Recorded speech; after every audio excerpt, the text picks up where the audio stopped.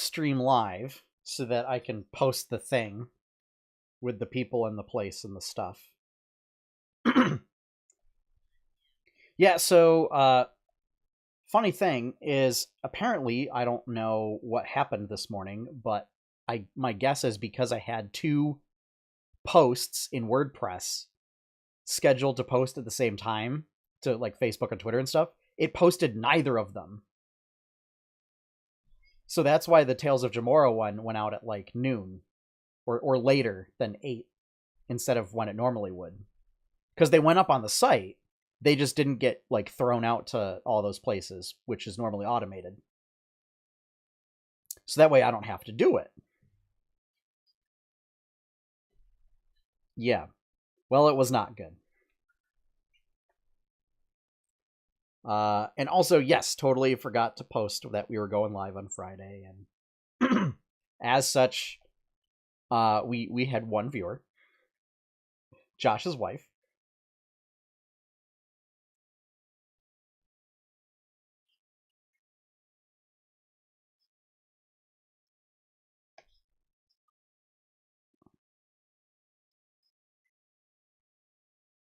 I don't know.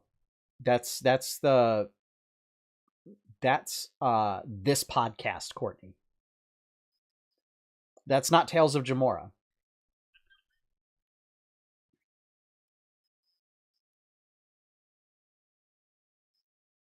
No, no, I do not.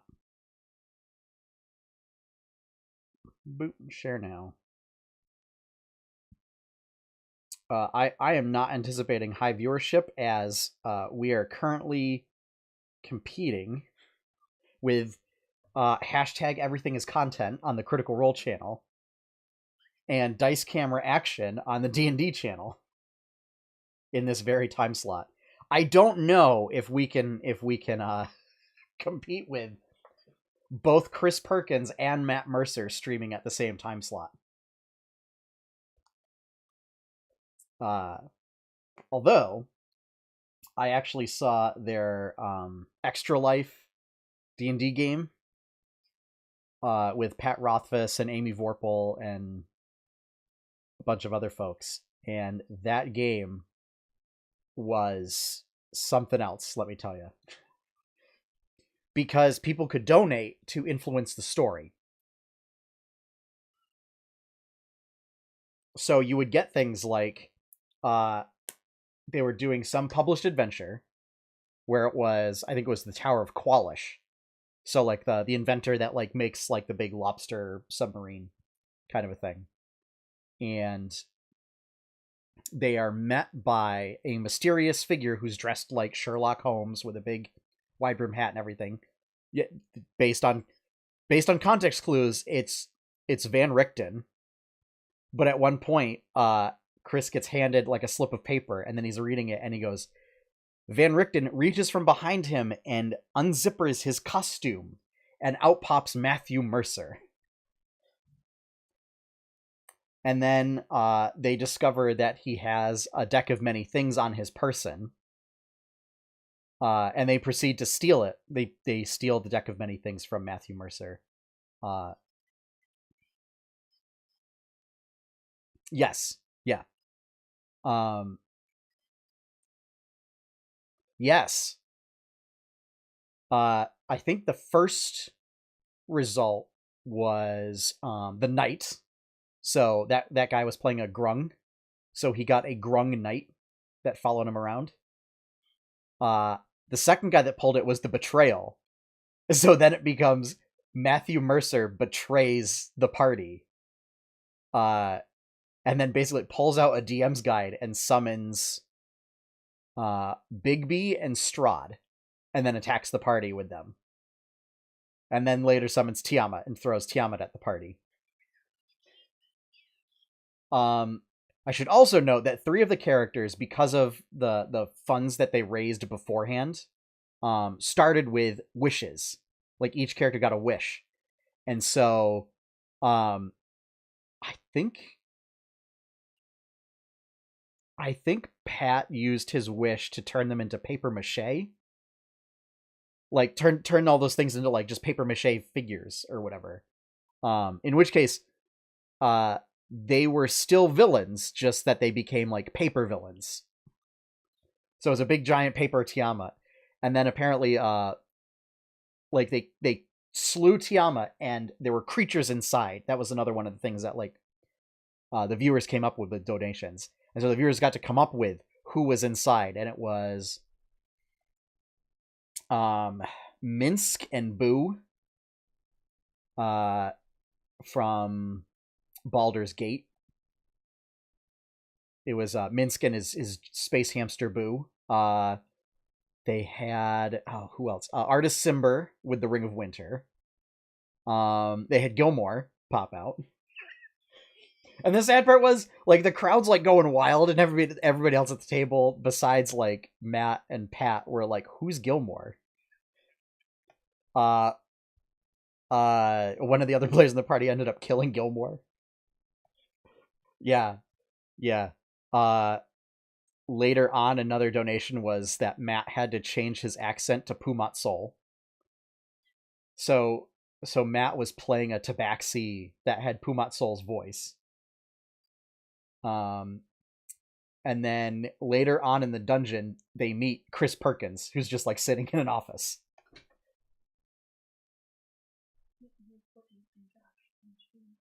Can't hear. Oh. We're all werewolves. Yes. Yeah, Liam's one shot was they were all werewolves. Where Gygax was just sitting there.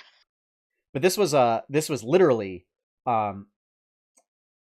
this was like something that the viewers came up with, was that Chris should be like sitting in the Tower of Qualish, and they convince him, I think it's like they cast a suggestion spell on him or whatever, to come with them. And he fails, and he does. And basically they acquire Chris's laptop, and spoilers, they use it to edit the adventure and just win. That's awesome. Yeah. I finally watched Critical Role from last night. Yeah. Oh my gosh. Yeah. Oh my gosh. Yeah. And Talison's face. Oh yeah. When she says she turns into Molly, I was just like, I like made sure I zoomed in on that. I was like, oh my gosh, that's hilarious. Yeah, it was almost dramatic prairie dog moment on Taliesin. Yep. Like you could hear that music go off, and then like the camera would like just zoom in on his face. Mm-hmm. But yeah. So yeah. Thankfully into Molly. Oh, Jester. So basically, Jester and Knot were making a getaway, and they were using disguise self, and they turned into Keg and Knot, or Keg and Molly. Okay. For funsies. Yeah, and Taliesin just had this look of like, how dare you? Yeah. Yep. Thankfully, Megan came in and notified me. I had forgotten to set the correct audio setting so that nobody could hear you on the stream, but thankfully, since we're still pre-show, this means that I don't have to fix anything. But you fixed it. Mm-hmm. You did it. Cool. Yes. So. Cool. Yeah. Yay. So we got all our photos. We got all our engagement photos in. Oh, like the physical copies? Yes. FYI, if you ever need physical copies of stuff, the Shutterfly app does free 4x6 prints. If you just order them from the app. We got 120 photos for the $12 that we paid for shipping. That's not bad at all. Yeah. Pretty good. If by not bad you mean all we paid for was shipping. Yeah. We got 120 photos for free because we would have had to pay shipping anyways. I feel like somebody's getting screwed there. Yeah. But we're going to order like as many as we can until it goes away. I feel like maybe, well, it's just like the what's those squares that you can now get that are like screen printed photos, and like you can get one of those free every month. I'm like, how is that a sustainable business model? I don't know. I mean, well, here's the thing, right? It's only, I forget what it's only 2 sizes of photo. So any other sizes you still Yeah. pay, and it's only through the app. So like if you order it on the website, you still pay. Yeah. But I also don't know if it's a still- promotion, right? So like I don't know if it's like your first order or if it's just every order kind of a thing. Plus, I or mean, for we still paid for shipping, so I'm sure what they do is they have like a separate shipping cost maybe. Yeah. But still, I mean, that was I mean, because there's not that many ads on Shutterfly, are there? that I don't know. I use an ad blocker. Yeah. So, I but mean, so we it's essentially paid 10 cents a photo not bad. to get them printed. Yeah. Pretty good. Not bad. And what we did Pretty was we just good. uploaded them all to a private album on Facebook, so that way all we I had to was do was there just, when you did that. all we had to do was just pull them in. So Yeah, I was there the night you were uploading them to the Facebook. yes, that's right. And I got fancy poster. Yay! This is for pre-ordering Let's Go Pikachu. That's actually I don't even kind of a know. I cool don't even post. know where Yeah. those are at Like work. the sad thing is, like, I don't know which side I like better because I really like this map on the back. No, Charizard, obvious. No, there is a there is a Squirtle there. Never mind. Is it wearing shades? It is not. No, not a good Squirtle. It's not the Squirtle Squad Squirtle. No. But Doesn't matter then. yeah, no, this is a really nice map on the back. It's like got a really neat art style, and it's got all little Pokemon on the back. Yeah, I literally have no idea if we have any more of those from work because I had never seen them. It also puts what Pokemon you find in those areas. Oh, that's really nice. So here, let me put it up to the thing Yeah, to I've see. seen a picture of it on Reddit, I think. So like where you're looking at right now, so Pallet Town, you can see here you've got Pikachu and Eevee and the Eeveelutions, and then I have to do it backward, but like up in Viridian Forest they put Kakuna and Metapod. Yeah. And then like on Route 2, I think it is, whichever one goes west from Viridian City, you've got Nidoran there, and like Route 1 out of Pallet Town you've got Pidgey and Rattata. So yeah, Mount Moon you've got Paris and Geodude and Clefairy, that sort of stuff. So yeah, it's like a really nice little map, and I dig it. But like obviously the whole point is to show like the shiny, Yeah. Charizard stuff. That's why normally I get 2. But I wasn't gonna buy 2 copies of the game. We gotta get Eevee and Pikachu. But I don't want 2 copies of the game because you can play it co-op. I thought about getting it. I'm really not sure how I feel about it yet. Hang on, my headphones are caught in my chair wheel. Yeah. I think I'm gonna probably like rent a copy on like Friday. It's caught in my wheel. Chair. Yeah, I've been there. Yeah. Josh, the other reason why I'm getting it for you is because I also get bonuses for getting Red Dead. So don't worry, it's not too much. Okay.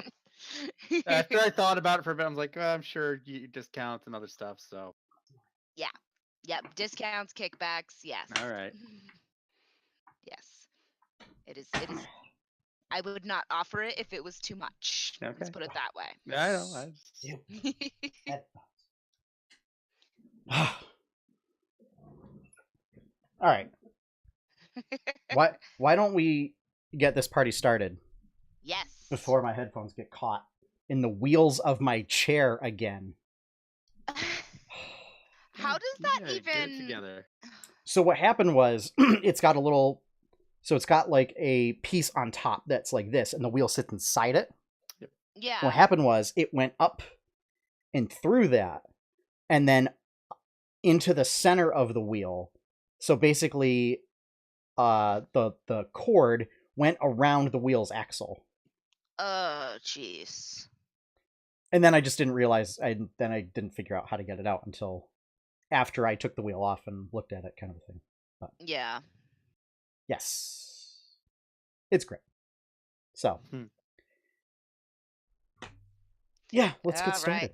Let's get started, because this one is gonna be this quest log is gonna be fun.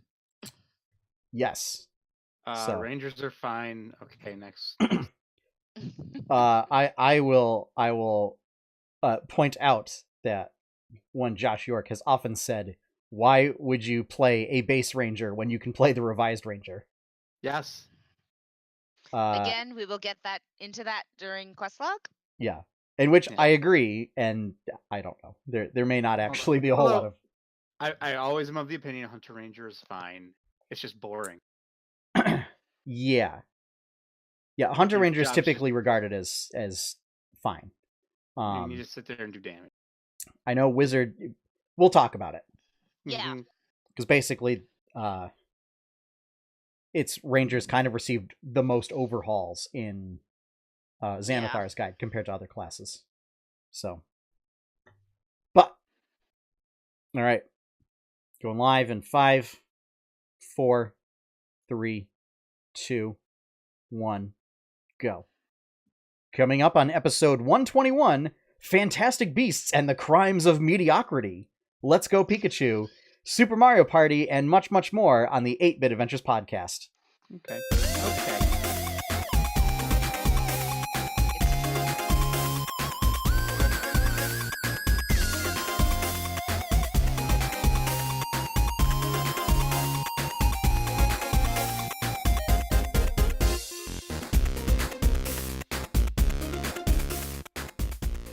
Hello, everyone, and welcome back to another episode of the 8-Bit Adventures podcast. Bringing you the latest and greatest geeky news this side of the frozen wasteland known as Western Massachusetts. Wow. Yeah. Yes. I'm your host, Sean Hayes, and my two wonderful co-hosts, as always, Courtney Bolin. Hey, everybody. And Josh York. I mean, what are you talking about this mediocrity of the Crimes of Grindelwald? No, it's yeah. I don't even know where to start on that one. Well, so why don't we start right away? So, here's what I want to do is do non-spoilers for a lot of the review, because we have a bunch of reviews. I've not seen it. And I want to do non-spoilers so that way, number one, it will cut down on the amount of time that we talk about things. And number two, to keep it kind of in an overarching discussion, not get into the nitty-gritty of plot points. Yeah. Putting it simply, it suffers from middle movie syndrome. Sort of. But yeah, so we are talking about Fantastic Beasts and the Crimes of Grindelwald. Courtney and I saw it Sunday with Megan. And so I will admit that I think my take on it might have been sort of polluted a bit, because I made the mistake of browsing Twitter before seeing the movie, and my one of my podcasting heroes, we'll say, Garrett Weinzierl of The Angry Chicken and Into the Nexus and now The Instance, had posted that it was what was it? Like exhausted and frustrated was how he felt after seeing the movie. And it was like 2.5 hours of frenetic action that didn't further the plot at all. So I saw that, and then I think that may have sort of colored my perception a bit going into it. But for me, thinking about like my take on it was, I mean, I don't know an awful lot of the sort of story beats, we'll say, from this time period in the Harry Potter universe. I have heard there's a lot of people upset about finer points, and that Rowling may be encountering a problem that Blizzard has, where they do prequels and she writes stuff that contradicts stuff that happens later. And then they'll have to figure out how to rectify that. So there is that. But I mean, for me, like, a lot of the scenes felt like they would do like these big whirling kind of shots and like go cascading around stuff or like zooming here and there. And for a moment, I was just like, I just want them to stop and let. Like, there are times when it would have been more appropriate for them to just stop and then have Newt or somebody just like sit there and just like look, like slightly off past camera or something, and just sit there for a moment. Like, to just slow down. Because yes, like a lot of the cinematography was very frenetic. I mean, there were points in the movie where they actually used a shaky cam style, and I was like, wasn't too thrilled with that. Like, you either go full on doing that style if you're going to do a documentary thing, or you don't do it at all. You go Blair Witch, or you don't do it. Because why would you do that when you have like boom cameras and stuff like that? It kind of took me out of the movie when that happened. It just made my head hurt. I think it also it seems like it's trying to be because we talked about Star Wars, Courtney, when we were discussing this movie, that day before we went to see it. And I think it has the problem of it wanted to try and be both Rogue One and Solo at the same time. And it didn't do a great job of being either. Because why would you want to be the worst Star Wars movie and the most okay Star Wars movie? Agreed. I don't know why. And the issue was, like, there were moments where it would do things that felt like that immediately, like either certain characters would pop up or certain things would happen. And to me, like, although I didn't have a problem with it in Solo, that's immediately where my mind went, like, oh, this is like just like when they tried to do this thing in Solo to say, oh, this is the origin of this thing. That's too bad because, and I'm not a big, full disclosure, I've never read Harry Potter. I've only watched a few of the movies. I know it peripherally, just through. I mean, I can remedy that for you. But here's the thing. Just from what I had heard about the first one, it seems like, oh, this fun story, and then at the end it's like, oh, big reveal. Yep. And then it's like, oh, this one's going to expand on that big reveal and move the actual plot, major plot points forward. And you're saying, I guess it didn't. I mean, a little was moved forward. Technically, it did, but it didn't move it very far. Yeah. Like, so if we plotted if we plotted the plot out on a gridiron, 100 yards, this movie may have moved the plot maybe like within 5 yards. Be a first down. No first down. Yeah, it would not have gotten you a first down. I think time to punt. We're done. Yeah. Unfortunately, I really think that it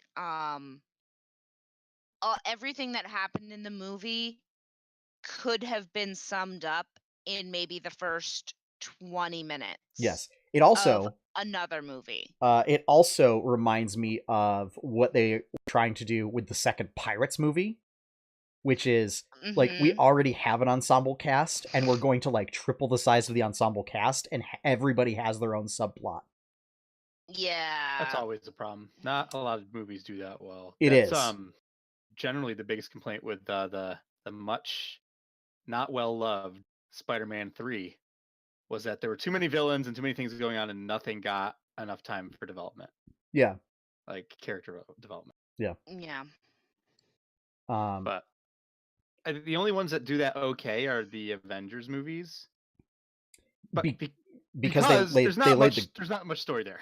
Well, there's and not much, and the characters are kind of known, and because the characters are developed in their own movies. Yes, that's what I was going to get at. Oh, if you followed it, yeah, I'm going to say this: the plots aren't terribly deep, and the character development isn't terribly deep in most of the Marvel movies. Yeah. Yeah. But it's like there were a number of moments in this movie where I was like, instead of trying to kind of ham fist this character or this subplot, like, why didn't they just decide to make another movie focusing on this? Yeah, I And I mean, because know some parts of it, and I know we don't want to get spoilery, so I'm going to try and stay vague in it. Like, some parts of it, I think were really important. Seeing a few characters and like how their minds shifted through the movie was first off terrifying. But secondly, it really just like there was character development there that I saw, but again, like it could have been just summed up so much quicker. I think as far as real character development, we didn't get a whole lot, actually. I think we No, had I meant development, like some not as characters simply like just came to a decision, and some characters ended up performing actions that just seemed like non sequiturs that just came out of the blue and were out of character yeah. based on what little information that we had previously. Also, what little beasts we saw, I was like, hey man, I'm here to see Fantastic Beasts. There were beasts, so therefore criteria met. Yeah, there weren't not a whole too lot of many, not a whole lot though. of actual Fantastic Beasts. It seems like that they are like that they're just trying to tell another grand arc in the Wizarding world, and like they're just tacking on Fantastic Beasts Well, because it's they like want they're Newt doing Scamander to something be to the hero. yeah, it's like they're doing something to keep it all under the same thing. Well, that goes back to what I was saying. Like the first movie was like about the beasts mostly, Yes. right? Mhm. And then at the end, you're like, oh, there's this actual thing that's going on, Yep. and that's Which is kind of the real you know point. what? And that's fine. But what they should have done was they should have taken Fantastic Beasts off the title of this film. Because I'm way more interested in like politics and the infighting and whatever the heck else is going on in the Wizarding world. Which to me, that's far more interesting. we start to get into that, right. but it doesn't go far. Like it doesn't go far enough in any one direction. Yeah. The movie can't decide what it wants to be. And then there are a number of realizations and plot twists that come up that seem to come out of nowhere. Oh, what a twist! And it's like, oh, so we're gonna have to wait. It's kind of like, to draw another parallel with Star Wars, kind of like what Last Jedi did with a lot of the twists and stuff that they did, except with Star Wars you had like building up to that with a lot of the stuff, with a lot of the ways like conventions were overturned and everything. Whereas this movie doesn't have that. Well, at least with Last Jedi, you had the ongoing suspense of, okay, the rebels being chased. Yes. And it's just a ticking clock until whatever. I mean, things like Kylo telling Rey like your parents were nothing, or that's my favorite part of that movie. Or Luke's sacrifice at the end, or Yoda like taking the holy text or whatever that's in the tree, just being like, you know what, we don't need it anymore. Lightning strike, boom, burns the tree down. I love all that stuff, and that's my favorite parts of the movie. So that's the thing, right? Good, but like it was get rid of it and start over. You had stuff leading up to that to build up, so that way like all that stuff coming from that like upended everything had some sort of weight to it. It seems like rolling with, because I think she had a hand in writing the screenplay, maybe? She did. Yeah. So it sounds like she's just like, I'm just going to throw plot twist here, plot twist here, plot twist here, and contradict everything that like I've written previously. And so now is this going to get resolved in the next film, or was this just flat out mistakes? Because so much of it just came out of nowhere, and so many contradictions. So much, it's really, really tough when it's not canon and the original author who wrote the canon is like, yeah, whatever, we're just going to do what we want. Well, that's what I'm saying. Like this is a thing that Blizzard has run into, where Blizzard wrote the lore of their own universe and then contradicted it several times, and then had to figure out how to retcon it. So, yeah, I don't know. I wonder if. So, I don't know. Just trying to get in the author's head is.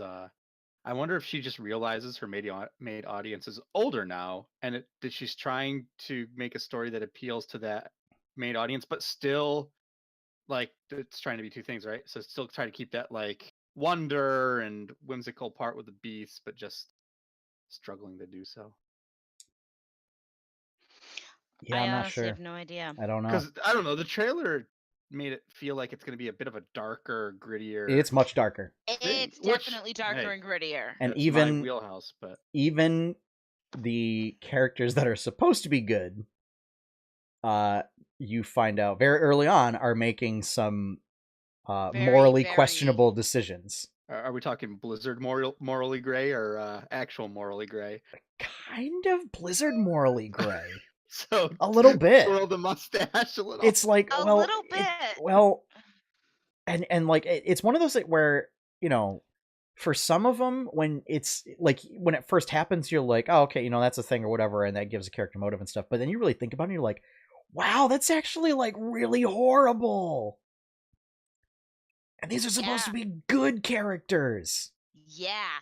Not even getting to Grindelwald, who is mustache twirly villain. Oh yeah. Which is made all the more absurd by it being Johnny Depp. Proto Voldemort, actually. Yeah. Basically, sort of. Yeah. The main difference is and this is this isn't really a spoiler. And knowledge of Harry Potter. For your purposes and the knowledge that you This is not a spoiler, because this is I guess like big overarching canon in Harry Potter, whatever, is the difference between Grindelwald and Voldemort is Grindelwald wants wizards to rule over muggles. Yep. Voldemort wants to wipe out muggles. Yes. So it's a lording over versus genocide. Like neither versus has the wrong idea. Genocide. Hashtag Grindelwald did nothing wrong. Hashtag Voldemort did nothing wrong. Funny you say that. But that and I'll leave it at that. Okay. Yeah. So. Yeah. Yeah. I mean, I enjoyed it. I will say, like, I hadn't seen the first one, and I could follow the second one. Yeah.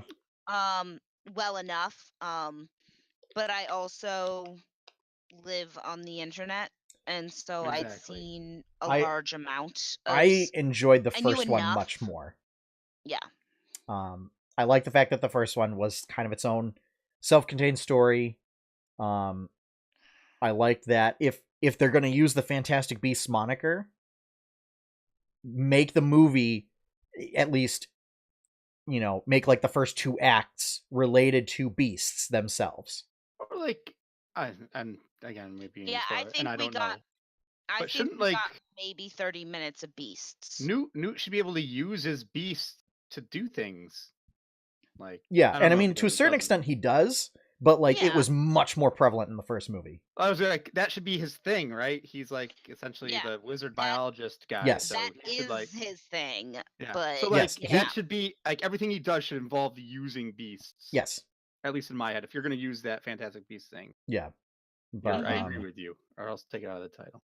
Yeah, but yeah, I mean that's really what I walked away from the film was like, oh, this is Harry Potter trying to be both Rogue One and Solo at the same time. God, I hate Rogue One. I right down to, and you know, there's stuff that we can certainly talk about offline. That would be a little spoilery. Everyone dies. No. Because it's more of the morally gray, questionable kind of stuff that also shows up in Rogue One. Yeah. But so yeah. Really, I just wanted, and this is all right. This is going to set up a segue, and I'm just going to announce it now. But really, I wanted Newt Scamander to be more of the Pokemon trainer that he was in the first movie. Because that's basically what he was, a Harry Potter Pokemon trainer. I'm agreeing with you. And that's what I want. That is what I want. So Pokemon, hey, let's go. Let's go Pikachu and let's go Eevee. is just Yeah. Pokemon Red. All right, next topic. No, Yellow, no, it is yellow, not. Yellow, It's yellow. so it's inspired by Pokemon Yellow. And it has, yeah, I would say inspired by Pokemon Yellow. It's like a fusion of Pokemon Yellow and Pokemon Go. Yep. And that's what the ads say. Yeah. I'm really enjoying it. The big main change is you don't do random Pokemon battles. Is when you encounter Pokemon in the wild, is you get into like a Pokemon Go screen and you throw the Pokeballs at them and you can like do curveball mechanics and stuff like that to catch them, and then you get experience points for catching the Pokemon. You can also not have to go back to town and hook up to a PC in order to move Pokemon from the PC to your team. That's good. So that's nice. Already removing random encounters and removing and adding party management to just your bag. Already 2 huge quality of life changes for me because I don't actually enjoy random Pokemon encounters in the mainline series. No, nobody likes random encounters in anything. No. Most JRPGs have moved away from that. Yes, which is for whatever reason, like the mainline Pokemon series has not. And when this game, was shown, like the gameplay was shown, Pokemon fans were losing their minds, or at least the vocal internet minority was losing their minds over not having random encounters. And I kept saying to myself, like, you guys know that, like, in this regard, Pokemon's like 10 years behind everybody else, right?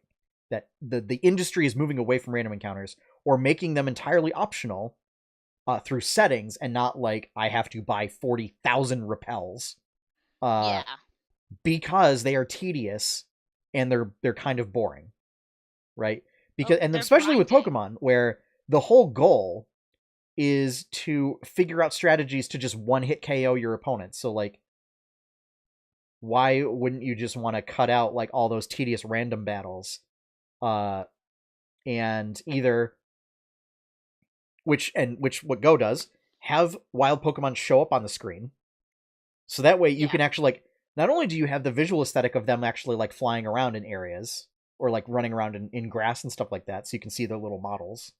Or I guess, and having Pokemon battles be just trainer-based. Which, to me, makes more sense, because that's what's the exciting part about Pokemon is not like, oh, yay, I ran through the grass and have to fight Pidgey number 4,725.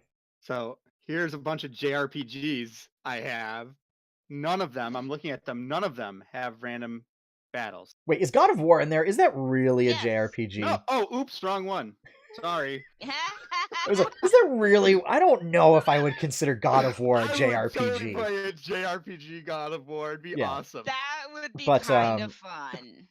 But yeah, like, so yeah, 1, 2, yes. got, 5 games here, none of them. And these are all modern.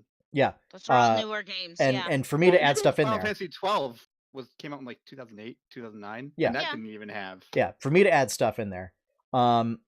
So it's not necessarily no random encounters, but it is visually based random encounters, so that monsters actually appear on the map, and you can try and avoid them using your skill as opposed to, like, gaming the system. So Chrono Trigger and Super Mario RPG back on the Super Nintendo both had that system. Newer games, Bravely Default and Bravely Default 2 from Square, had a slider to where it started as standard rate, and if you decided, hey, I either want a little more challenge for boss fights and just remove grinding, or just I don't want to deal with random encounters, you could slide it all the way to 0. Or if you're like, oh, hey, I'm kind of under leveled a bit, even with the side quests and stuff, and I need to grind out more, I can increase it all the way up to, like, double random encounter rate. Double the rate. Oof. Yeah, so it's like every 5 steps you get into a random encounter. Well, that way, if you're, like, purposely out grinding, you're just not. I mean, like... that's the whole thing. Like, I actually enjoy it because I like to grind. Like, it's... Well, all those games I showed, you can still grind. Yes. Yeah. But it just... Monsters respawn and whatnot. I mean, like most MMORPGs, like, they have enemies that appear on the overworld or the map or whatever, and, like, they have a radius where you can avoid them, you know? Yeah. Like, it's not that there's no mobs anywhere and you're just walking along and like every 10 steps you might go and get into a battle. Imagine WoW had random battles. Oh, I would not play it. Ugh.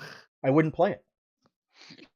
Like, the whole point of the game now is to try and grind your way out to avoid mobs these days, because like nobody wants to deal with them. Yeah. But no, I'm gonna see if I can get some time. Yeah. For trying it out on Saturday. Yeah. So I have the Pikachu version. I have a little female Pikachu. I named her Sif. She's got little athletic wear right now, little baseball hat and trainer jacket. Mm-hmm.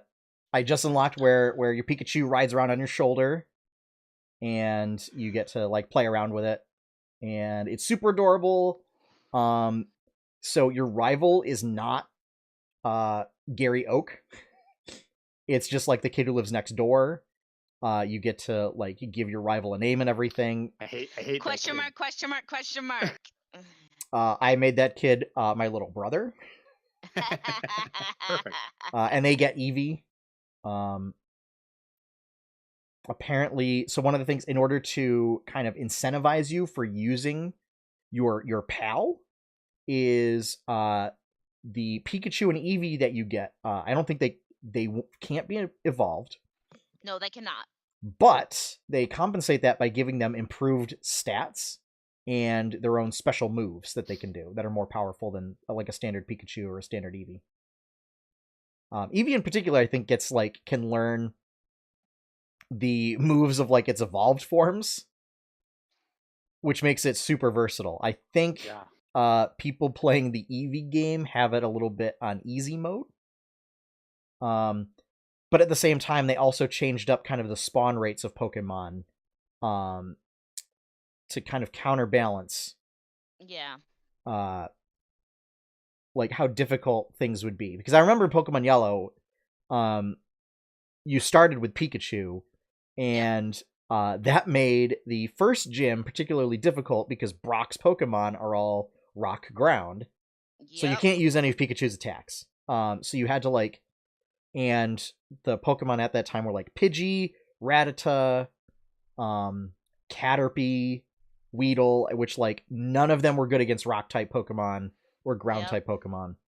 And in many cases, in the case of Weedle, Caterpie, and Pidgey were in fact weak against rock type Pokemon. So you had to find a Nidoran or a Mankey in order to use fighting type attacks against them. This time, like, I got an Oddish, so I got little grass type dude. So I have a little grass type Pokemon to go fight Brock. Mm-hmm. And yeah, I haven't gotten very far, but you know, I like the catching mechanic. I like the fact that if you're playing in handheld mode, you don't have to use motion controls. Oh, okay, nice. Yeah, so what it does is like you can still look around and try and center the Pokemon in the shot, but you just push the A button and it just throws the ball. Nice. So yeah. Plus, it's really nice to see the Pokemon all on the screen. My hope is for the mainline game, in normal size. Yeah, in 2019 next year, is that they keep, you know, the abilities and all the mechanics and stuff of the regular Pokemon games, but they decide to do this change of, instead of just random encounters in tall grass, is that Pokemon are going to appear on the map and that you fight them that way. I like that. Whether they decide to reinstitute wild Pokemon battles or just go with this Go mechanic, I don't know. I think they're gonna... Who knows? They may wait and see. To be honest, I think that they may be gauging where to go with their next main series one based on how this one goes. Yeah. You know, if they're finding that people love that certain mechanic, I have a feeling they're going to go with that mechanic. Yeah. I mean, I'd also be fine with you would actually like fight the battle, but that it's not just, oh, I'm running through a cave or I'm running through tall grass or whatever, and or if I actually am trying to trigger a Pokemon battle, I have to keep running around in circles the whole time. like I have to do in Octopath Traveler, and Megan looks at me weird because Yep. my characters are running around in circles, literal circles, going wee. Yep. Just trying to trigger random fights. Octopath has rando fights. It does. Oh, yeah.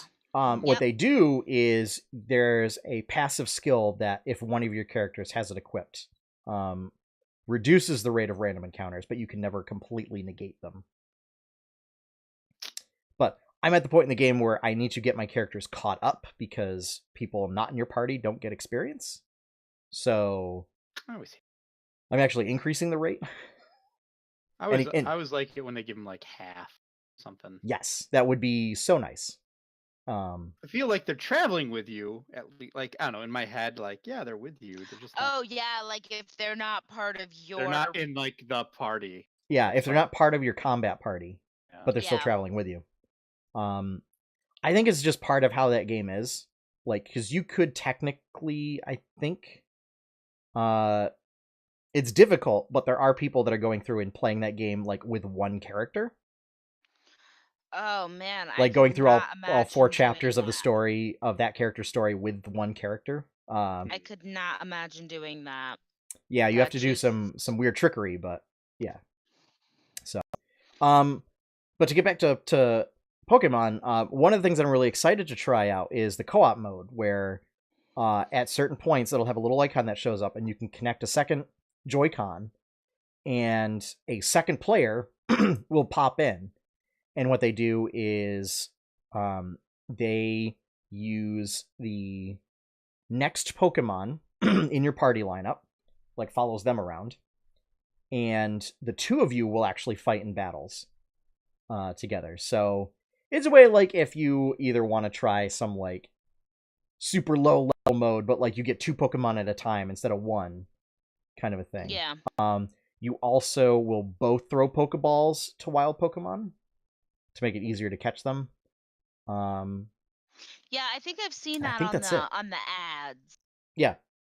Yeah, But like it's- that's something that's pretty common across the ads. Yeah, it's a nice little way to like have 2 people playing at the same time and be able to, and it's just, you can just drop in, drop out. It's not tied to a save file or anything. Yeah. So yeah, I'm excited for that feature.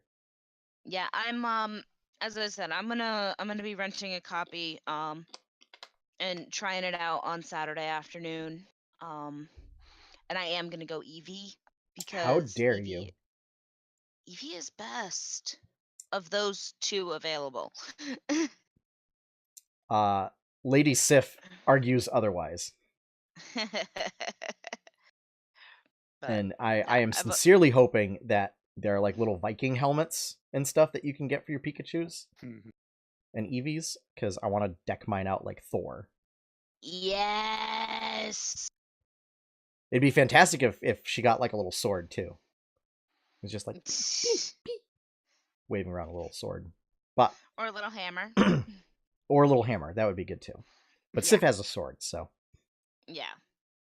On that note, I've also been playing Super Mario Party. Yeah. Courtney has also been playing it. Yes, I have. Yep.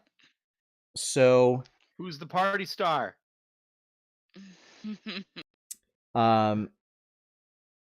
So one of the interesting things about this game is people were complaining that it only has like 4 boards available.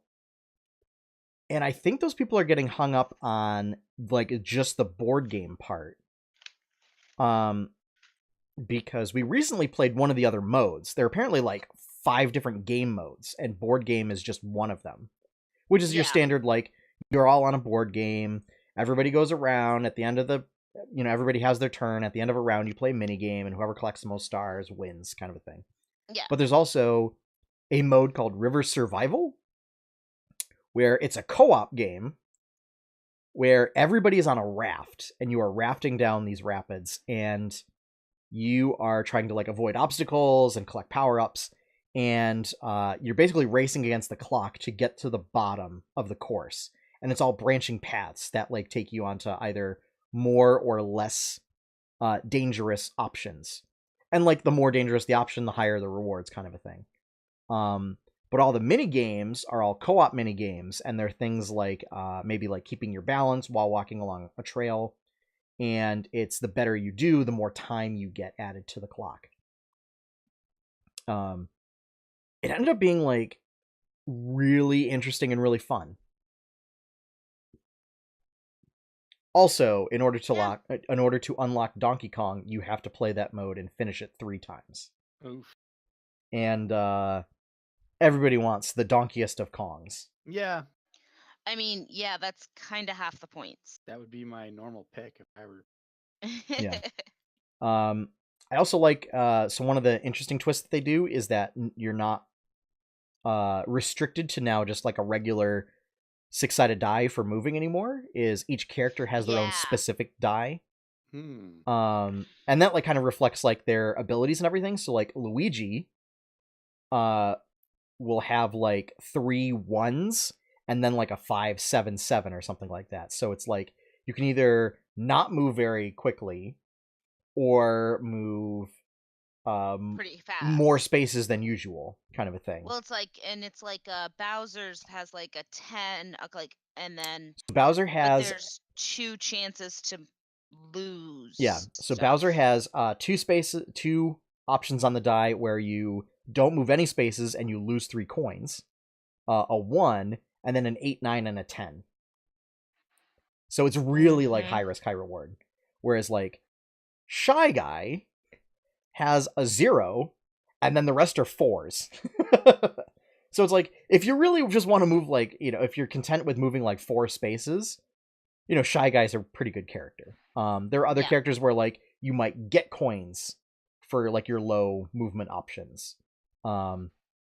There's ally spaces that if you land on that space, you get one of the characters that nobody picked added to your party.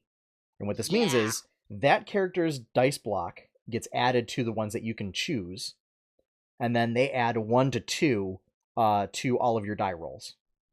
Yep. You can have multiple allies, so that like potentially by the end of the game, you might be adding 3 to 6 to all of your die rolls to move. Yep. They also help you. Which can really make a difference when you're trying to get around the board to get to where, like get me to where that star is, but I can't really go that far on my own. But with everybody else, I'm able to get further. Yeah, it also makes like rolling low numbers less painful. So I mean, like if you have a character where you can get coins but you don't move anywhere, like you can not move anywhere but get coins and then still move 6 spaces because of your allies. Yeah. Mini games, sadly, there are no mini games which require you to rotate the joystick really quickly. Beautiful. Because when I think Mario Party, I think of just before palms that are just chewed up, shredded. Shredded. Oh, that one. Yes. Yeah. No. None of those anymore. But one of the interesting ones, I think, is there are mini games which you can use your allies as well, which basically they give you extra lives in that mini game. Yeah, I really like that. They're usually ones in which you're like trying to like bop your opponents or like knock them off bridges and stuff like that. So yeah, I do kind of wish there was maybe like 1 or 2 more boards. You only get 3 to start out from the get-go, and one of them is apparently not great. It's that weird fruit board. Oh yeah. But the other 2, the one that we looked at and we were like, next time. Yeah, Megan apparently played it and said that it's because it's like very straightforward, but it like warps you around places. And so you might get like a random warp that takes you completely where you don't want to go, and there's nothing you can do about it. And but yeah, I'm like, the thing that I'm most excited about is to do more river survival. Like, it's weird. That one does require motion controls. You are required to paddle your way. One of these game nights. Absolutely. Yeah. I am. I'll come over and I'll play. The first one once the capture card's paid off. If Earthlock's not done by then, Earthlock will be put on hold for more exciting games. No offense to the developers who have liked every tweet that I've sent out that I would be streaming, but it comes like 2 days late. I think some of it might be, it's not that it's more exciting, it's just it's a different dynamic. Oh no, Mario Party is more exciting. Yeah, JRPGs, you gotta. It's not a JRPG. It's not. It's not. It doesn't claim to be one, and it's not categorized as one. But I had the same reaction that you had. I was like, "Is this claims it is or not? It is what it is." It's very much like a JRPG. That just describes a style of game. It doesn't mean it has Oh, to absolutely. be. Yeah. If it's you're grinding levels and there's turn-based combat, and I love turn-based combat. It's probably a JRPG. Yeah. I mean, I would just say turn-based combat is probably the biggest indicator. It's the defining feature. Yeah. I do and don't. It depends on the game. Oh, I love it. I am not. Also, I am a third-person fixed camera moving around person. Do not like first person. I do not like. I am a very specific gamer, which is why I play very Earthlock is also games. a game where, as anyone that has watched the stream knows, I typically spend the last half hour gardening. Because that is the only way to get materials for potions and ammunition for your ranged weapons. So yeah. Or to make talent cards, which are required when you get talent points to make. But anyway, so yeah, we will absolutely do Super Mario Party for 8-Bit Adventures Game Night. Yep. Particularly River Survival, because and I'm getting 2 more controllers too. Okay, well, we'll be using mine, and I have all of them. Yeah. I have enough for everybody. So I keep thinking you're gonna say River City Ransom every time you say it. I don't. That's just. River City Rampage, where it's, I don't know, Grand Theft Auto with giant animals that are wrecking the city. Oh, jeez. Which is basically open world Rampage, I guess. Wonder if they'll ever redo that game or make a new one. What, Rampage? Yeah. I think that if they didn't do it to coincide with the release of the film, that it's not going to happen. Huh. Yeah. Yeah, I think they missed the window on it. Yeah. So, but yeah, Super Mario Party. I would get fun. It. If you're a Mario Party fan, pick it up. Be open-minded and try and play some of the other modes that don't involve the board games. And yeah, because let's be real, everybody plays the board games for the wackiness, because like the only skill is involved in the mini games. Like, everything else is like who actually wins is so luck based. Oh yeah. I know when we played, it was just like, don't let the computer win. We did a 4-player game over the weekend, and it was until turn, I want to say like 13 out of 15, our friend Joey, who plays Gorm on Tales of Jamora, had 0 stars. And whereas like everybody else had like 2 to 3 stars, and then all of a sudden, misfortune befell some of the other folks, and suddenly he rocketed from 4th place to 2nd place. I actually kind of hate Mario Party. And then sometimes in 1st place, and then the person that was in 1st place fell all the way to 4th place. And yeah, so it's you just have to. Mario Party's always been about just the zaniness and very much a party game as opposed to a strategy game. Yeah. Whereas River Survival, very much, you do it to have fun. You know.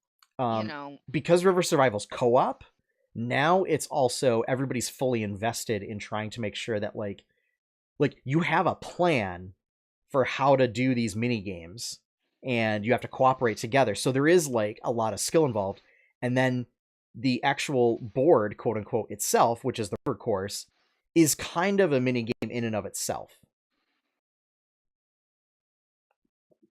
And your really trying to coordinate paddling that raft where you needed to go. And there's even boss battles. There's boss battles in Really? River Survival. Yeah. We fought in true Dungeons and Dragons 2018 fashion. We fought a giant octopus squid monster. Yes. Since that seems to be the theme that of is 2018 so for the Dungeons and theme Dragons. for It really is. 2018. Yeah. Everybody's fighting krakens these days. So Everybody's on the water. at least my game is moving away from that. That was just kind of like, hey, it's here, now it's gone. Yep. Yeah. Yep. So yeah. I can't recall if we had any other news for this week. There's not much going on. Yeah, it's kind of there's some controversy at Blizzard with like pay and stuff. Oh yeah, I heard about that. And then there was apparently like one of the executives or something like didn't deny it or something. There's a lot. I've been watching a few videos on it. Just seems like general morale is pretty low at Blizzard right now. Yeah. Like I think it coincides part with I think BlizzCon wasn't super successful. I think just that one Diablo thing kind of really dragged it down. But that also lines up with they changed the way they pay their employees, something to the effect of they no longer get bonuses. So they used to get these twice a year bonuses that were like big, mega number, like dollar bonuses. But now they upped their base pay and took away the bonuses and took away, so they like upped their base pay to yeah, but not to equal. Not enough to counterbalance the loss of the bonuses. And it sounds like people who work at Blizzard just like we can hardly afford living where we do in California because it's super expensive. Because I was gonna say, isn't that like welcome to game design? And also, Blizzard pays lower than most in the industry standard because they know people want to work at Blizzard. Yep. Which is wrong. It's just wrong. Well, it is, but it's. But yeah. It is likely why we've seen folks like Ben Brode and Young Woo leave teams to go instead like start their own company. Yeah. And the feeling is that their last few games haven't been major successes, at least not anymore. HOTS is kind of just meh. I mean, I played every day, but overall, like it's not mega popular. Yeah. And Overwatch has not really been the big, huge thing it was when it first came out. So people think that maybe Activision's kind of reaching their hand in for a little more control at this point. And taking away a bit of Blizzard's autonomy in that situation. But I don't know. I'm not there. It's just hearsay and whatnot. Hearsay and speculation. Yeah. Interesting to listen to just because, I play a lot of Blizzard games and I'm curious as to seeing what will happen. Yeah. I don't know. Yeah. And plus, I mean, it's going into Black Friday. So, I mean, most of the news is going to be focused on like bundles. Most of the news is this is what the sales are. Yeah. Interesting enough, when we were at the movie theater, they had a commercial for Smash Brothers Ultimate. Yeah. That said available now, which makes me think that the theater played the wrong ad. But also now my thing is though, unless they meant the Switch is available now. I was gonna say because I was thinking about that because the Smash Brothers Special Edition Switch is available now if your local gaming area has one. Yeah. I was very confused. But the game still isn't available to play. It's like on there, but it's like locked until you can. Yeah. I had to double check and say, "Oh no, what if everything was wrong and it's just out now?" No. So yeah. No, because I had this conversation with one of my students who thought it was coming out, and I had to look it up and told him to get wrecked because he was wrong. It's like another quick message to me. It's like another 3 weeks. Faster. Oh, I just looked up my phone on the spot. It's just So it's just another 3 weeks. I also learned how to register physical games to get my gold coins for them. It's not an automatic process as I thought it was. That'll be another game night we have to do with Smash Brothers, even though absolutely. Oh yeah. Yeah, Smash Brothers, Mario Kart, Mario Party. And we're gonna need a couple GameCube controllers. No. No. No, Pro controllers. That's fine. Yeah.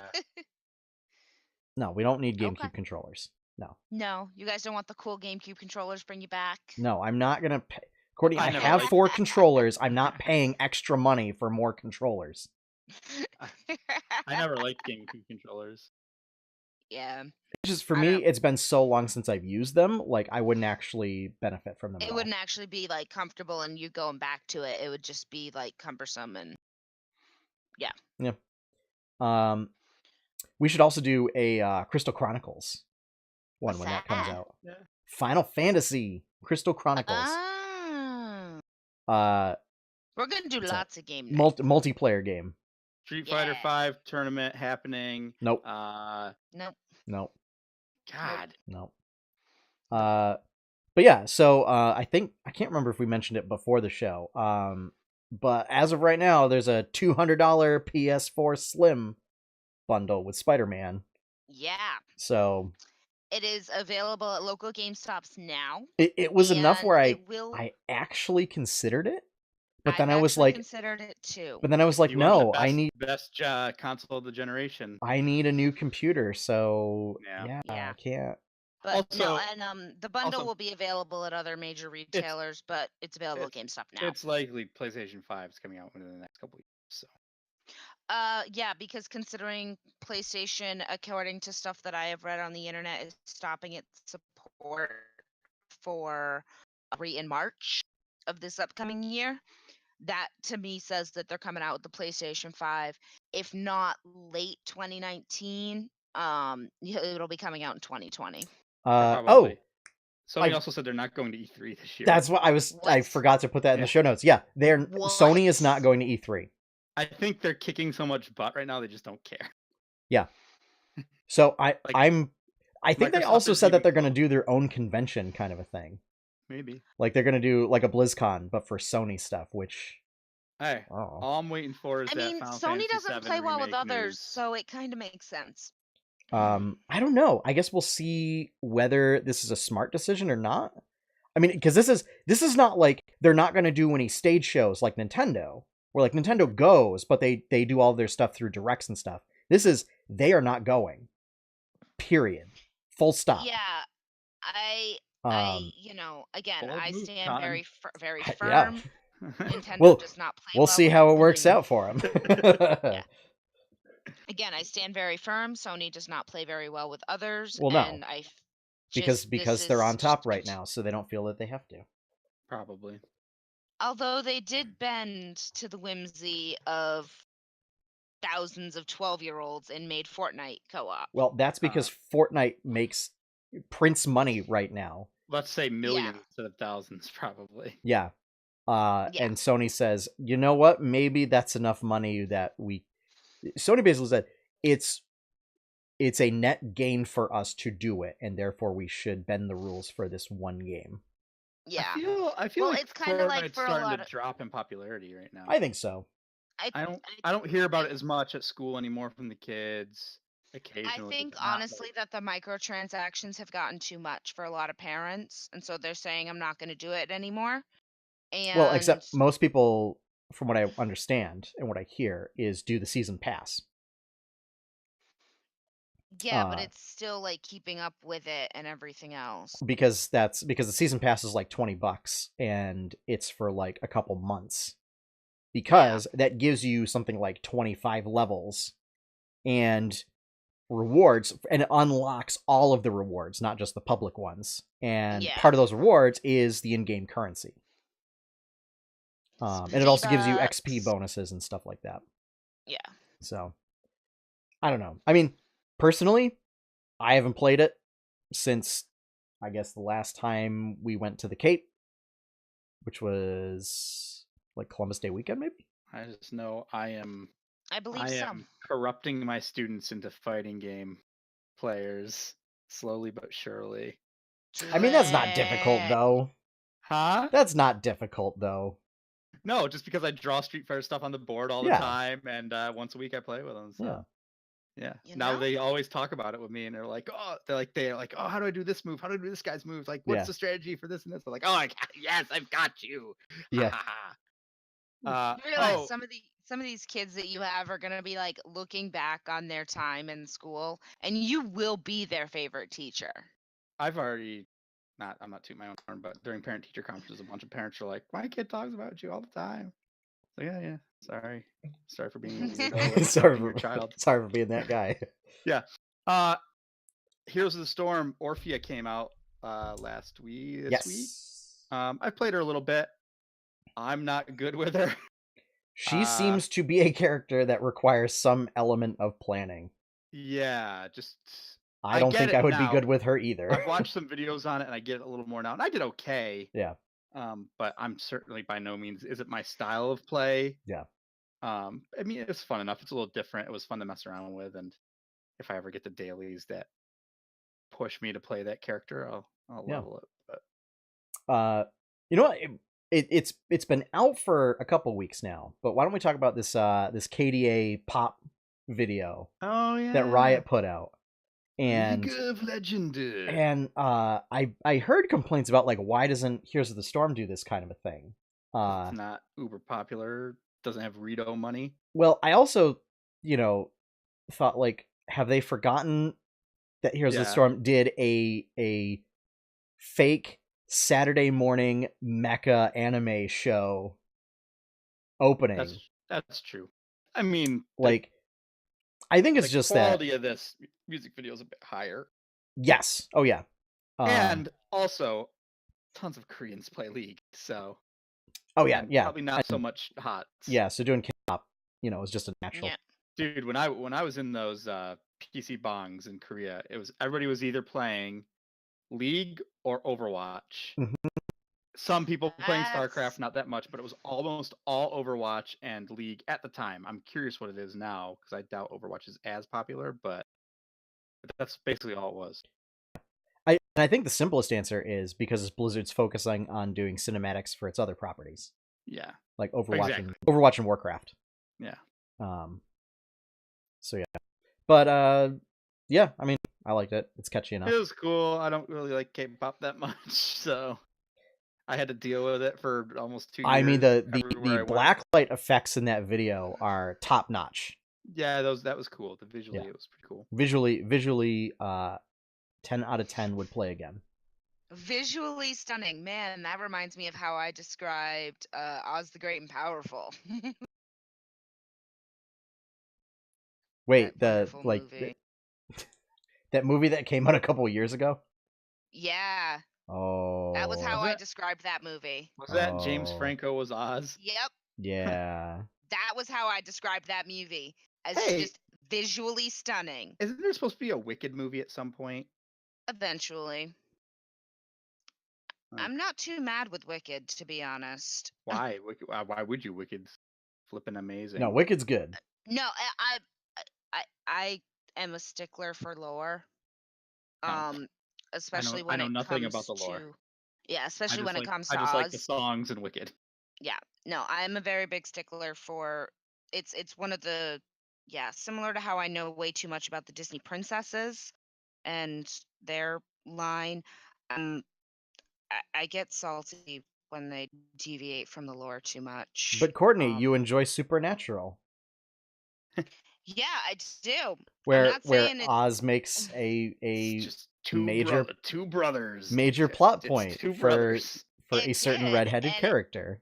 And I'm still I like the story, but it's not in any way, shape, or form I don't consider it trying to be any part of canon.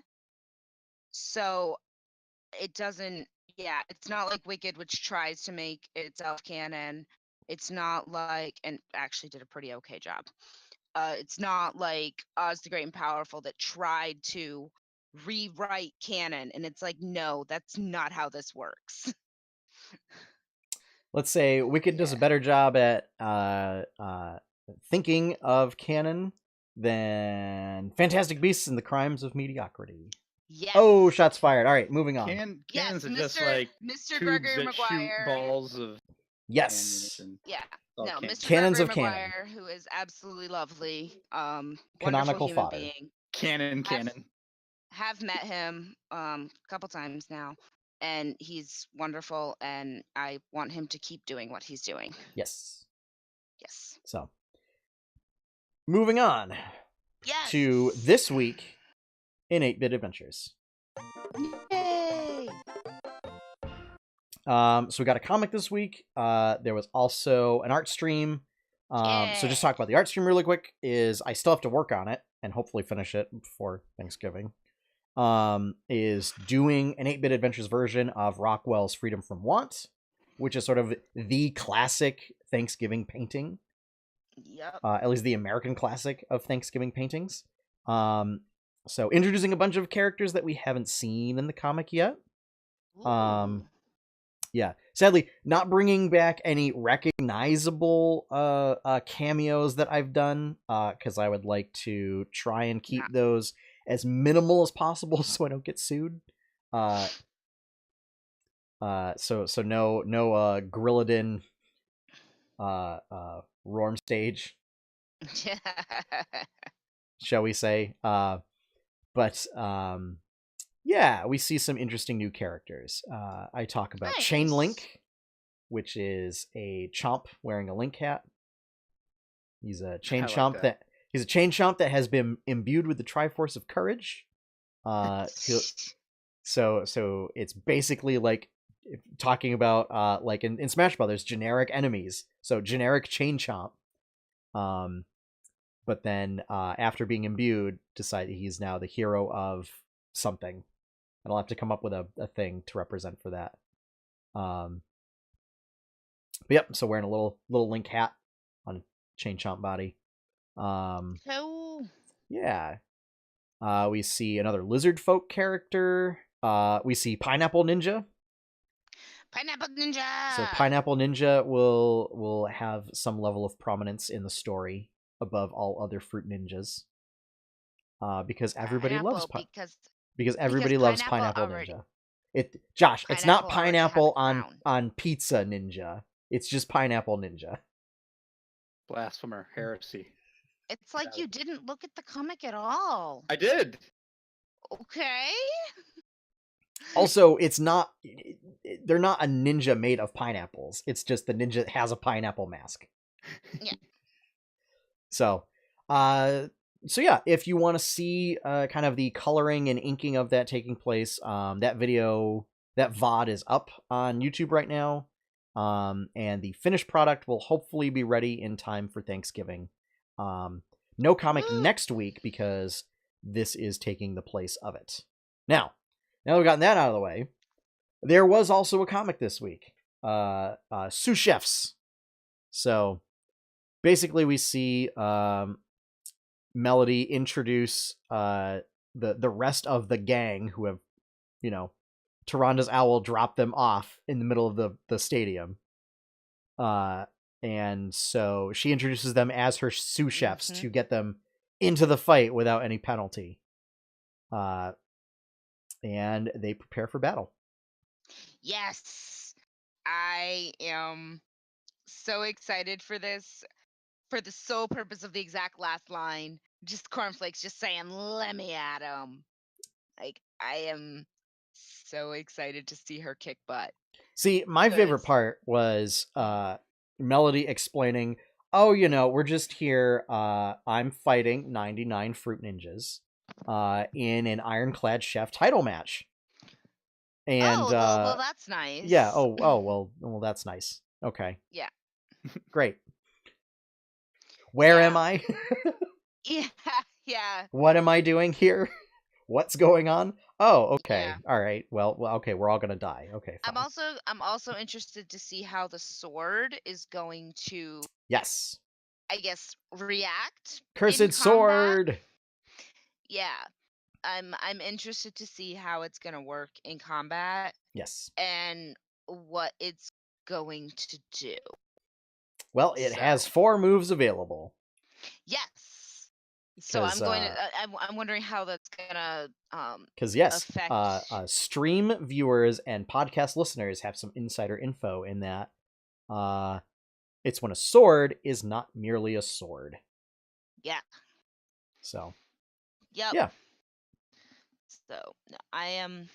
And who knows? We may very, even see very- some other unique abilities come into play as well. So Yeah. yeah. But no, I'm excited to see the wrath that I believe Cornflakes is going to bring down. It is the tiniest of wraths. Yep. Like Wrath of the I don't know See, what it's the like most Vigar in League of Legends when he's like, of course I'm evil. Wrath he's so of tiny. the zombie squire. Tiniest of wraths. Because zombie would be the lowest form of undead, and squire is the lowest form of nobility lines. Yeah. But no, I also just kind of find it hilarious that the chairman is just like, oh, okay, keep going. Yeah. No, I mean there's sous chefs. You're allowed to have sous chefs in Iron Chef matches, so why not in Ironclad Chef he was matches? just totally just like, okay, cool, let's go. Keep going. But of course, they're your sous chefs. Carry on. Yeah. I'm also intrigued though to see how this stalling, because I know he's stalling with these ninjas. Mm-hmm. I'm really wondering what's going to happen once the spectacle is completed. Mm-hmm. And seeing what's actually gonna go down after that as well. We'll find out. Yes, we will. Because who knows? After Cornflakes Maybe messes up some it fruit ninjas. won't be completed. I don't know. I'm thinking Cornflakes is gonna make some fruit salad. If you recall, so at the moment there have been no level up graphics and everything, so they're still like level 1 or 2. Yeah. Which means, in the context of most wizards, is burning hands twice, and then you're done. Yeah. She could still mess them up somehow. Or magic missile twice. Yeah. No, magic missile never misses. Yeah. So she can hit a total of 6 ninjas out of 99. Hey. Yeah. So yes. But as I said, that will not go up next week. It'll be the following week that we'll see the start of this battle when we roll for initiative. So and that's pretty much it for the rest of this week in 8-Bit Adventures, because there is no Jamora this week. There won't be a game night because it's Thanksgiving. So I mean, your description of this week's episode saying disaster strikes, I think you're taking liberties. It did. I wouldn't say disaster. I would say that regardless of whose perspective, it was a disaster. Yeah. I would say it was a hot flaming pile of something. The gang was just fine. I actually toned it down from the YouTube description. or at least cluster. Or at least did not make it so pointed at a specific character. So Twixen. No. Yes. Oh no. Yes. How dare Twixen be supportive? So yeah, that did go up today. So viewers, if you're interested in Dungeons and Dragons and swashbuckling and sorcery and backstabbing. Lots of backstabbing. Hashtag Jacobin did nothing wrong. Hashtag Josh lies. Yes. Hashtag Jacobin can't backstab because he uses a hammer. So yeah. Hashtag Jacobin can't but may will. Hashtag prevented backstabbing. So anyway.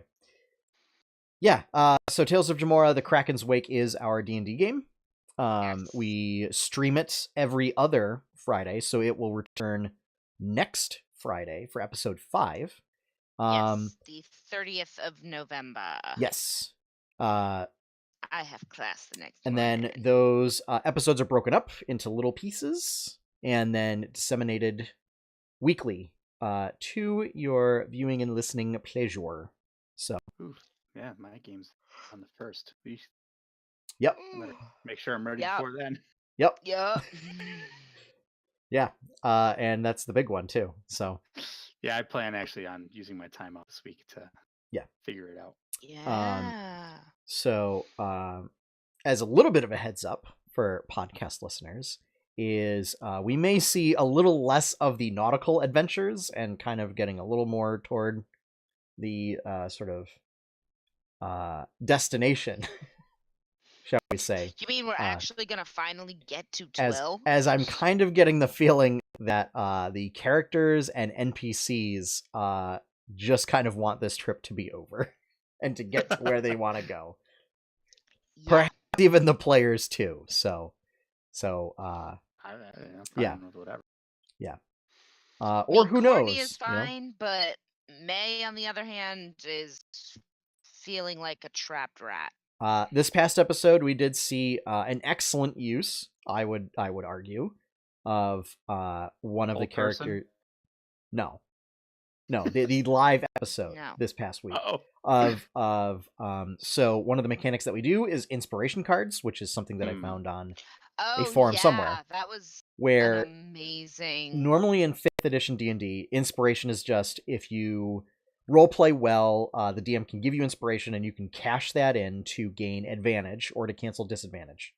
I found this idea of taking it one step further and having a specific character trait, like a specific flaw, that when role played allows you to just get inspiration. This is a little above and beyond like your standard character flaw. And it usually has to not only spell disaster for yourself, but also for like everybody else. It has to be super impactful in order to get the inspiration. And then what you can do is you can cash it in to get a character specific, typically role-playing benefit. There are some that kind of stretch that a little bit, like Courtney's can have mechanical influences, but it's mostly for role-playing purposes. Yeah. So Jacobin's is he can just convince an NPC to do whatever he wants, auto success.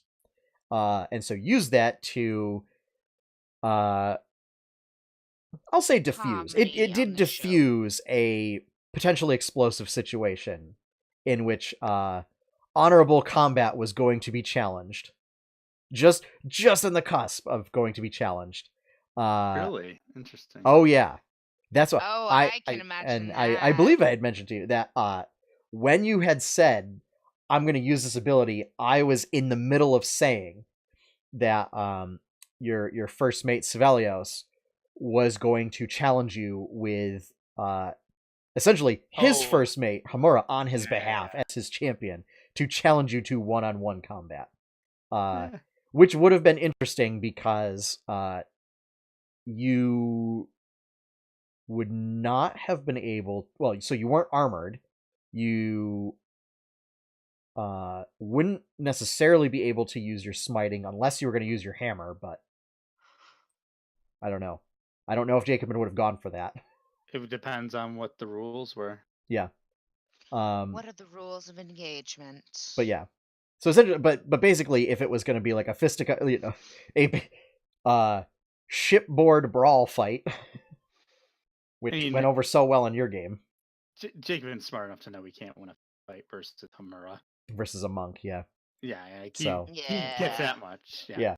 He knows his strengths and some of his weaknesses. But yet was in the middle of issuing that challenge, and you flipped and activated your ability and good timing. Diffuse that situation. And I had planned on holding on to that until I got to Twill just in case I needed somebody there to do something for me. Yep.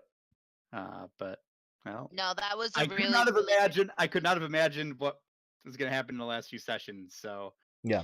No, that was a really good. It was a really good use of your inspiration. And this is a little metagamey, but worst case scenario is you would have gotten beaten up, and if you said, okay, all right, fight's over, I give, or whatever, it would have been. They just would have taken the ship. Well, no, they would have said, all right, well, we're still going to Twillin, because that's where y'all want to go. It's just, all right, well, I'll take over for you.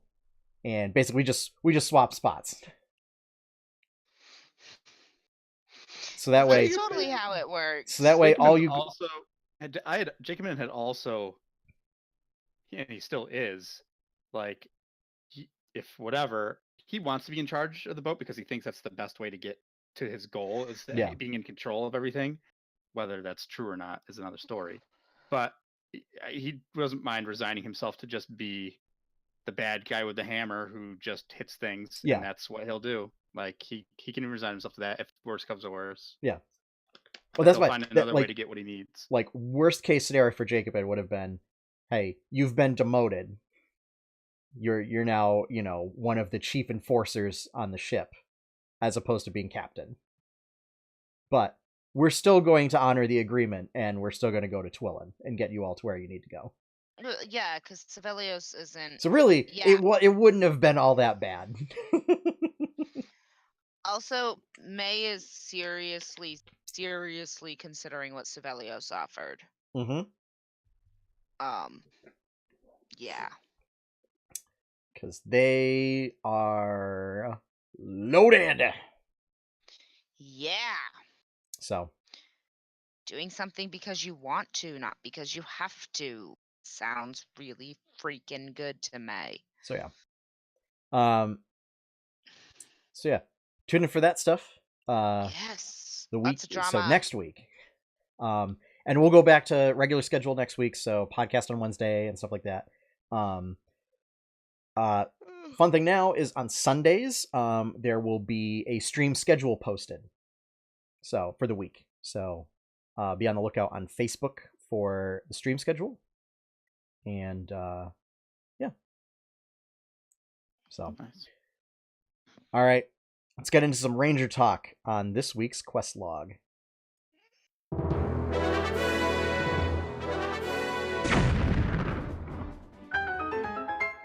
So, Rangers, right now, kind of the most hotly contested character archetype in Dungeons and Dragons. It is and mostly because of basically the abilities that they get at first level, and the existence of a revised Ranger class from Unearthed Arcana that has not been put into D&D Beyond. That pretty much encapsulates why Rangers are a little bit of a hot button issue that flares up every now and again. So the idea of Rangers is that it's derived from Aragorn in Lord of the Rings, where they're like woodsman characters. They fit kind of the warrior archetype, so similar to like fighters and paladins and stuff, but they have more specialized wilderness explorer type roles. So like they were traditionally under the warrior group, so under the same group that like the fighter was considered like the base class, and then you had your more advanced stuff like ranger and paladin underneath that. But they typically focus on more like ambush tactics, wilderness tracking, and specializing in combat or strategies against particular creatures. That kind of goes back to 2nd edition, where the idea was you had to come up, like if you were going to play a ranger, is you had to come up with some tragedy in your backstory that causes you to hate a specific enemy, and then you got bonuses against that enemy in combat.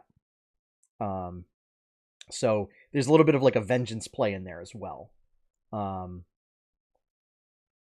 It's kind of taken on a new light in later editions, where like rangers could also be applied to like bounty hunters, which are focusing on tracking prey and tracking quarries and stuff, and being a little bit more of like an urban ranger focused on urban survival than wilderness survival. Also including rangers that focus on planar travel, monster slayers, specific types of monster slayers, so like dragon slayer, demon slayer, stuff like that, can be applied to rangers if it's not applied to paladins, because they also fit that archetype of like knight in shining armor type stuff. Mm-hmm. But yeah, so mechanics wise, the big contentions are for 5th edition are the favored enemy, which using the player's handbook version is you pick two types of creatures. Or no, sorry, you pick one type of creature every time you get that ability. If you pick a humanoid, you instead pick like two types of humanoids, and you get advantage on intelligence related checks and track or wisdom related checks to like track that type of creature. So it basically makes you a little easier to know things about that particular type of creature and to like track it and stalk it and know things about it. That's it. So there's no direct combat applications to it. The other one is Natural Explorer, which, similar to Favorite Enemy, is you pick a terrain type, and while you are in that terrain type, you get a bunch of exploratory benefits, like you can automatically find food, or no. It's when you find food, you find double the amount of food. You can't get lost. You can move faster through difficult terrain, like when traveling overland. And you can move stealthy at a normal pace. And you also get, I think it's double proficiency on intelligence and wisdom related skill checks. It's either in that terrain or related to that terrain. The wording's a little ambiguous. Yeah. And that's kind of your two main abilities for Rangers. The reason why this comes up as being contentious is Rangers are one of the classes where, for your mechanics, you kind of need to work with the DM to figure out what kind of campaign you're playing in and tailor your character to that a little bit so that the base mechanics of your class are not just completely stupid, like they never come into play. Yeah. So if you're, say, like for our game, I mean, if you're playing Storm King's Thunder and you pick Fiends, not really a great fit. If you are, playing through like Tomb of Annihilation, and you pick Celestials, not really a great fit. That's really not going to work. Or even Dragons, not a great fit.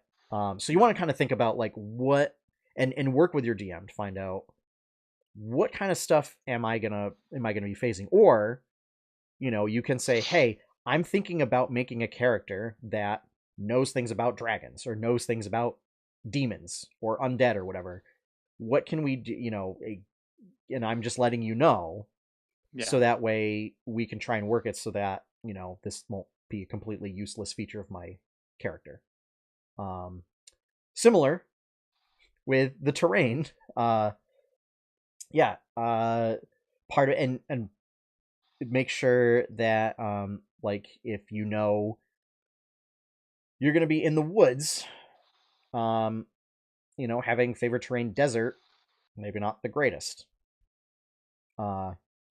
So it kind of, unfortunately, it pulls a little metagaming into character creation.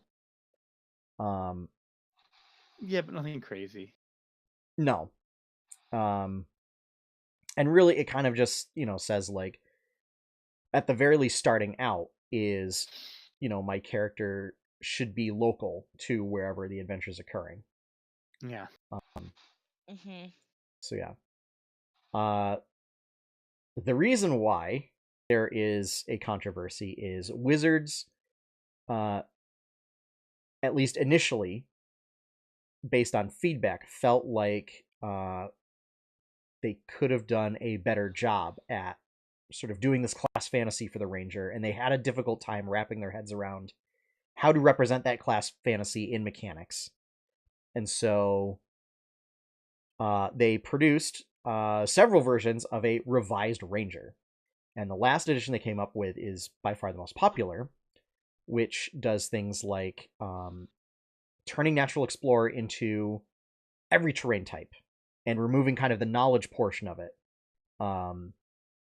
and focusing more on the, moving better through difficult terrain and giving you, being able to set up ambushes as part of that. Adding combat, adding basically a damage bonus to favored enemy. And instead you just get 2. You get a base one at, first level, and then a greater one at 6th level. And then kind of smoothing out some of the other class features. I think, I'm currently playing a revised ranger. I'm really enjoying it. I do think some of the stuff could be tweaked a little bit. I can agree with some folks that think some of the features are a little over the top. I do like. I don't mind the structure of the base ranger.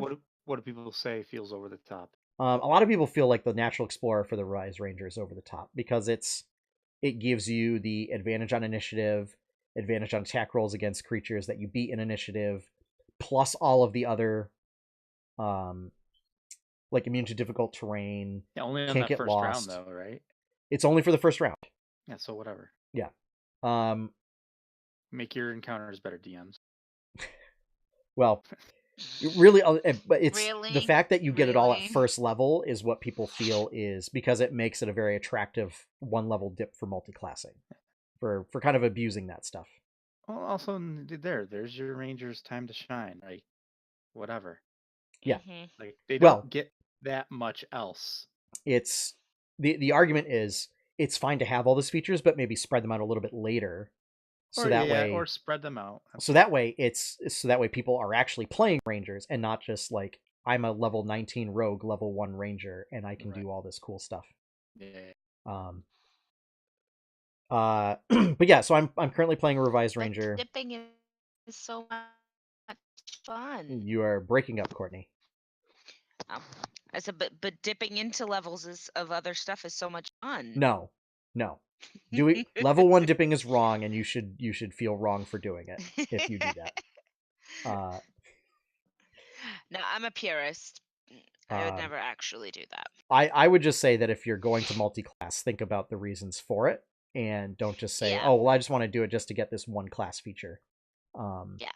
No, if you're gonna do it, unless you have decided as a group that you're okay with that and everything. But I think most folks kind of these days, kind of because of where we came from with 3rd edition, kind of look down a little bit on just like taking a level 1 dip just to get like a bunch of class features to synergize with some other thing that you're doing for munchkining. Yeah. But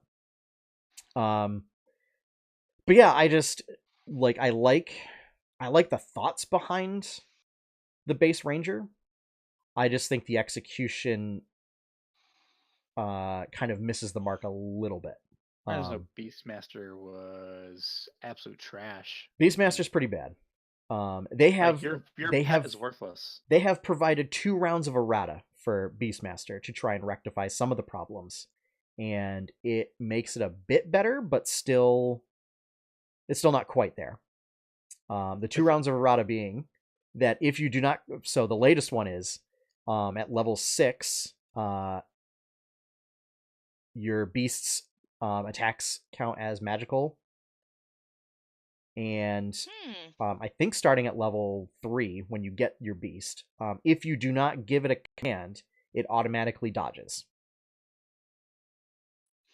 But you still have to use your action to command it to attack or and to take an to action. Just to base ranger, yes. That's to base ranger. Well, guess what? That's not even the problem with the pet. It's that its hit points don't go up. It dies super easy. Yeah. Like that was the big problem with it. Yeah. For whatever reason, they were afraid of throwing off action economy by just letting it have its own turn. But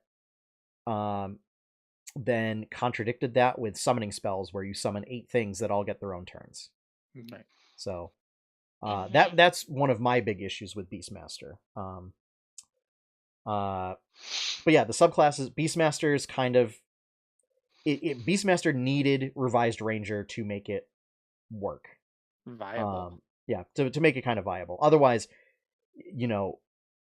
there was, so with base ranger, there is no way to get your companion back without normal resurrection magic. And so they just assume that you go out and find a new one whenever, if it should die, which is very easy for it to do. Yeah. And because base ranger beast companions have access to multi-attack, it also opens it up to, there are very clear options for what beasts are better than others to have as a companion.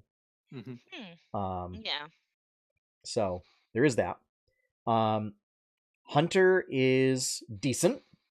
Hunter rangers are pretty good. They have very clear fantasy archetype. It's you get a bunch of things. The argument is that basically Hunter Ranger is what favorite enemy should have been. Because all of those features that Hunter Ranger gets are like for fighting a specific, are in the naming and the fantasy of it, are for fighting a specific kind of foe.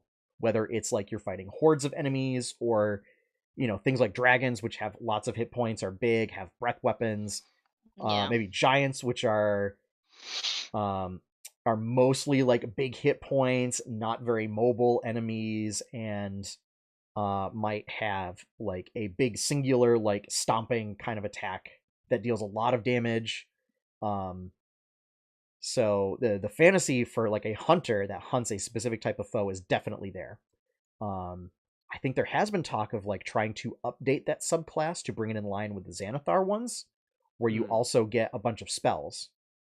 And that would be like the only change, is that it gives you subclass specific spells. Same thing with the Beastmaster.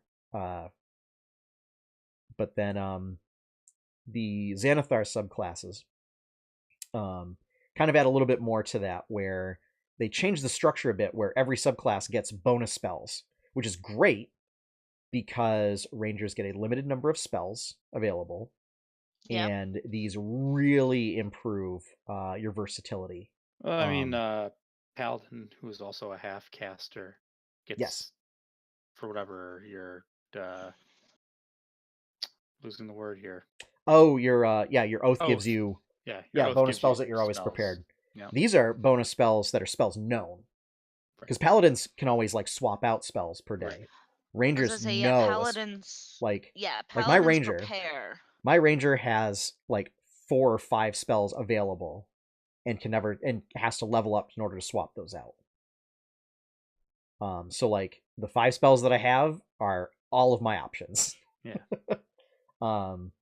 As opposed to a paladin who prepares every day. Well, I mean, the ones you get from your oath are always prepared. Yes.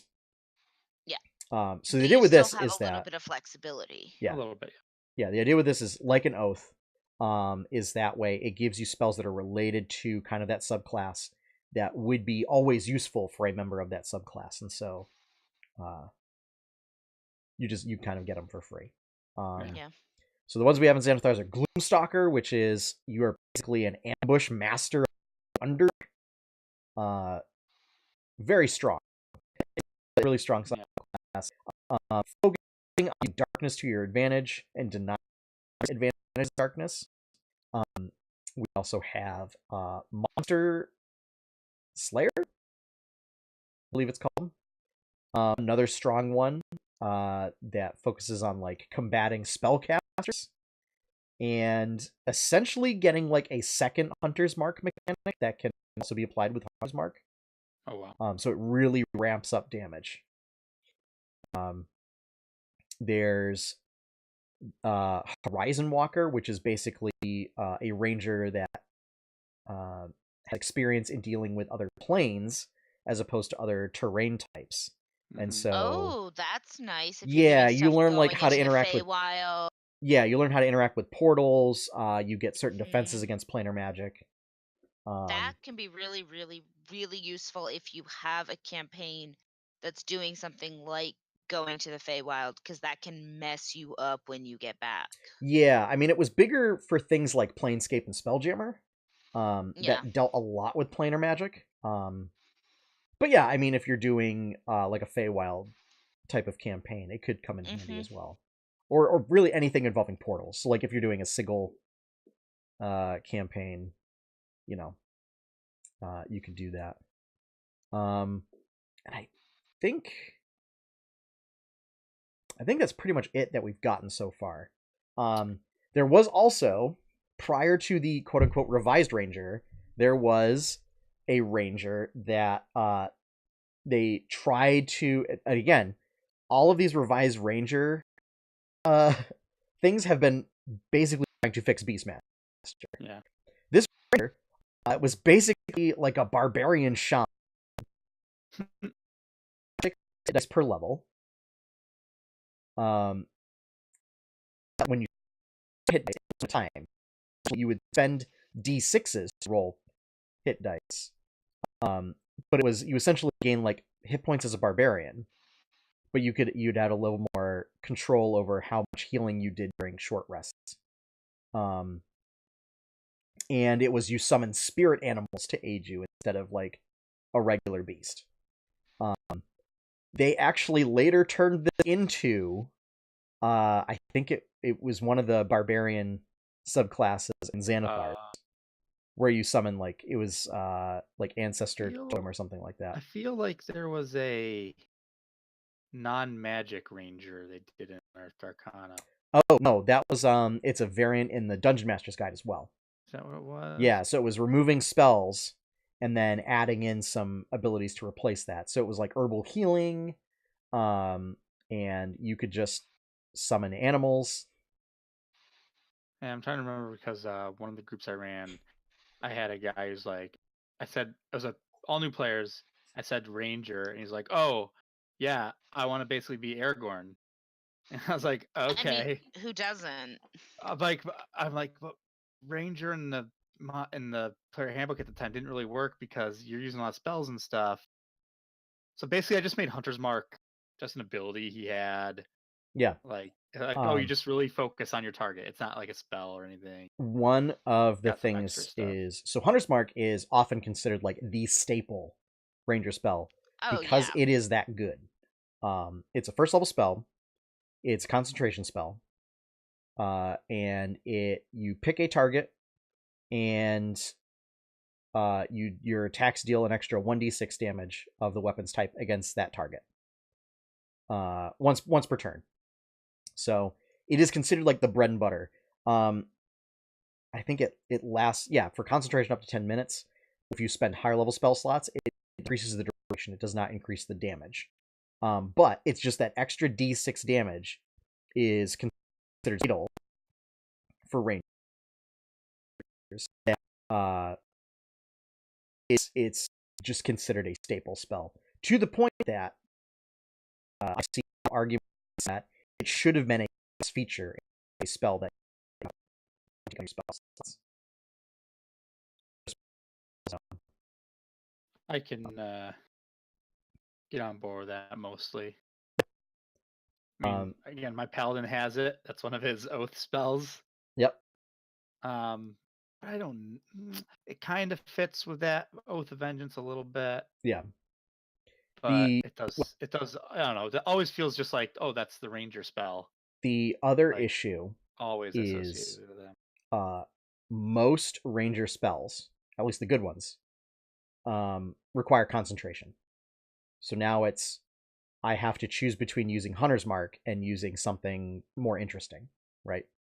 Because even your spells that, should be like an instant cast kind of a thing, still require concentration to cast it and then use it. So like Hail of Thorns is you shoot an arrow and it splits into a hail of other arrow and like it explodes into a burst of splinters.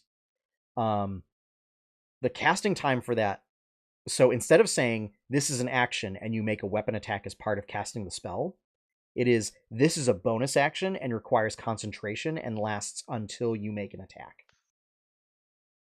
Yeah, it's a bit of a pain. Yeah, and that's basically so. It's Hunter's Mark. If you had anything else concentration, it would just drop to do. You could only have one concentration spell active. Yeah. So Hail of Thorns, Hunter's Mark, Lightning Arrow, Conjure Animals, Swift Quiver. These are all concentration spells. So you can only have one active at a time. So yeah, spike growth. That's fine. Spike growth should be a concentration. Spike growth should be. But basically like a lot of the ones that are. I would agree with like Hail of Thorns. Like Hail of Thorns, lightning arrow. Shooting the arrow should be the action. Yes. It shouldn't be. That's how I always thought of it actually until one day I realized it wasn't. Probably when I was watching Critical Role and. Yep. Talked about. But... Yeah. Yeah. So. It just. I don't know. Another popular route for ranger spellcasting is to take utility spells to be like an off healer. Rangers can get Cure Wounds, Lesser Restoration. They do not get Healing Word, but you can get Healing Spirit, which is OP-ish. We'll call it ish. Totally fine in combat. Out of combat gets a little weird. So, whatever. But of course, Wizards of the Coast has also said that when they balance encounters, they assume everybody has all their resources and full hit points. So there you go. But they also get some interesting spells. I don't remember the name of them off the top of my head. But you basically like assume the form of like a Warden of Nature. And depending on whether you pick melee or ranged, you get different bonuses. So like if you pick melee, it's I think it's you get like resistance to some kind of damage. You get advantage on strength and dexterity checks and attacks. And I think it's like you also grow like natural weapons or something weird like that. Yeah. And if you pick ranged, it's you get advantage on dexterity and wisdom based checks and attacks. Your speed goes up, and then like a 15-foot radius around you is difficult terrain. And probably what is the coolest ranger spell is a 5th level ranger spell where you turn the area around you, all the plants come alive and start just beating the living daylights out of your enemies. And it has so like trees start coming to life and they take their branches and just like batter people. Grass comes and starts whipping people and entangling them. Best spell is I don't know, one that's basically Omni Slash. You hit like 5 people or something. I don't think that's a 5th level spell. I don't remember what it is. I'm just saying favorite hunter spell or ranger spell. Xanathar? Is this a Xanathar spell? Probably. Yeah. Let's see. Ranger. You basically master Yi in League of Legends. Oh, Steel Wind Strike. Yeah. Yeah, it is a 5th level spell. Yeah. And yes, it is taking a page out of the book of 4th edition and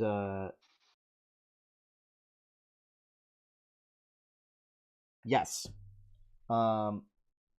You make a spell attack against each target. So you're not actually attacking with the weapon. Whatever. Is your spell attacking. But on a hit, the target takes 6d10 force damage. And it's 5 attacks. So if you hit 5 times, you can deal 30d10 points of damage. Points of force damage. That's ridiculous. Which I would like to point out is great against ghosts. You beat up ghosts with that spell. So, yeah. But, so, I would say Rangers are complicated. They're still kind of in a state of flux right now, where Wizards, one week will say, maybe we'll, come up with like alternate class features or come out with new subclasses that have a Xanathar structure for the current ones or other options for players to pursue. Want to change the player's handbook to, we Rangers as they are, we're not going to do anything about it, and then forth between that two. Yeah. That you talk to. I think Rangers are fine. I think the only issue is that the main features that they get are basically what are known as ribbon features, which are more like flavor. And that's what they get at first level. Whereas like every other class seems to get like a defining thing. And for Rangers, it feels like, oh, your defining thing is fluff. Which, like they may, mechanically speaking, like, and doing an analysis over their whole career, they may be fine. But it's just like that perception from the get-go is like, oh, well, okay. My thing is only useful in certain areas and for an aspect of the game that is often glossed over in the majority of campaigns, which is something that like Wizards has been trying to work on and making exploration more exciting. I know Mike Merles has written a bunch of articles on it, but it's a tough thing where people are trying to do that balancing act between having the journey be as much of an adventure as the dungeon that you get to or the area that you get to at the destination, versus it requires a ton of planning. It does. My issue. Or just a lot of having to have your players be okay with maybe you have random encounters or not, and then we go back to the whole random encounter thing that we were talking about earlier. That's I mean, again, that doesn't jive with me so much because it has to make sense. Yeah. Right. So full disclosure, I have been doing random encounters for you guys for your boat trip. Yeah. Right. Yeah, I kind of figured that. But what I've been doing is I've been rolling them ahead of time and then saying, okay, and then seeing on which day it happens. So like, you're not going to have one every day because that'd be, oh my goodness. But and then seeing like if it'll make sense, kind of a thing. Right. So there's a lot of merchant ship random encounters which would make sense, and even then it might just be, hey, you see a ship on the horizon, it's flying these colors and whatnot or whatever, and they wave as you pass by, and that's it. Yeah. Yep. But it does get to a certain point where players may be like, all right, we're done. We just want to get to where we're going. What do we got to roll to do that? And that's where you cast hold person and a party member during a fight, and I was going to say get the whole crew just to want to get to your destination. That's where Rangers have to unfortunately walk the fine line. That's where you don't do that, Josh. You just don't. So yeah. It's also so that I'm personally invested in this idea. But if you want to see some of the options that I have come up with that I think would be at least a good start for this alternate class feature idea, is you can actually check out there's an article up on 8-Bit Adventures and Jamora.com about basically that topic. And it's working with the base Ranger. So I mean, it's things like replacing primeval awareness, which is kind of a garbage feature. Burn a spell slot to do basically the same thing as the Paladin's Divine Sense. It should be based off your modifier, like mine. Yeah. Like whatever, but it's not. I can do as many as whatever my charisma modifier. Yep. Yeah. Like they literally could have done the same thing and said, okay, you can sense these things and maybe your favorite enemy, like within 60 feet, you can do it this many times a day. Equal to the number of your wisdom modifier per day. Yeah. What I propose is replace it with expertise, and you pick from this list of ranger-like abilities. Disagree. Yeah. That's a rogue thing. Keep it to the rogue. Well, I mean, it's also, a very ranger thing if you do it with nature, survival. I mean, literally, scout rogues. Yeah. Which is, if you want to play a non-magical ranger, play a scout rogue. Get expertise or training, if they're not already trained, in nature and survival at level 3. Yeah. The sad part is a scout rogue can be a better wilderness explorer than a ranger. Yeah. And so that's why I like Sometimes. trying to change that up a bit. Other things like changing favorite enemy from having just like, okay, so you know things and can track that stuff versus, so keeping it, so that it's not just like, I hate these things, to more like, I have studied techniques for either hunting or trapping this kind of creature. And what you do is you get kind of a sort of creature type agnostic benefit from it, right? So that way you get something that you can apply your training to a variety of situations and not have to worry about, oh no, we're in an area with no beasts. My beast favoritism is non-applicable. Or, oh no, I'm an undead hunter and there's no undead. I don't get benefits for that. So it might be like, for undead, like, you have resistance to necrotic damage. Yeah. Or for beasts, you become proficient in animal handling, or maybe like get expertise in animal handling or something. Humanoids. Humanoids is always the big one because like you either make it super limited so that it's not overpowered, so that you have to pick 2 specific kinds of humanoids, or you set humanoids and now suddenly that should, from an optimization standpoint, you're pretty much guaranteed to fight humanoids wherever you go.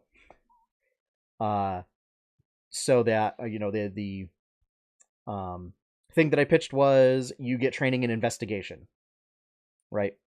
So like it makes you a little bit more like a bounty hunter if you're trained to like track and fight humanoids, kind of a thing. Yeah. So just stuff like that makes it a little more applicable to a variety of situations. So that way you can say, and it's basically taking a page from the Hunter Ranger playbook. And then making it so that those features don't step on the toes of other areas as well. So, but yeah, so that's up there, and I think we've talked enough about this. What do you guys think? I mean, I could go. I was You just gonna say, could both go on forever about this. My succinct answer is Rangers are fine. I mean, yeah, it's, if you want to play it, just talk with your DM first, and just so that way you can make sure that favorite enemy and favorite terrain or natural explorer are useful for your game. And if you do that, yeah, you won't, like, it's just so that way you have something to contribute with those abilities. And with that, yeah, you'll do fine. It just, like I said, I think it could use some tweaking is all, to kind of refine it a little bit. But yeah. So that is going to wrap it up for this pre-Thanksgiving edition of the 8-Bit Adventures podcast. Woo. There we go. If you enjoy this content and you want to see more content, such as the 8-Bit Adventures comic, and links to our other shows, you can head on over to 8bitadventures.com. That's 8-bitadventures.com. If you like that content and you want to support it, you can head on over to patreon.com/8bitadventures. And seeing as yesterday, I think it was Thank Patrons Day, to send a special thank you to all of our patrons. Thank you for supporting us. Thank you for encouraging us and keeping all of the lights on and all the projects growing. And you guys are all right, I guess. Some of the cool benefits you might get are seeing episodes of Tales of Jamora at them, upload, seeing comics early, getting access to special projects, and stuff like that. Special artwork. Pretty soon, patrons comics. Yeah. Our open and closing theme is one of by Professor Shy Guy. You can find his work over Professor Shy Guy. And have happy gaming. Enjoy your pie cake. Have a happy Thanksgiving, everybody. Happy Thanksgiving, Happy everybody. Thanksgiving. Send Sean email saying you want to play Street Fighter 5.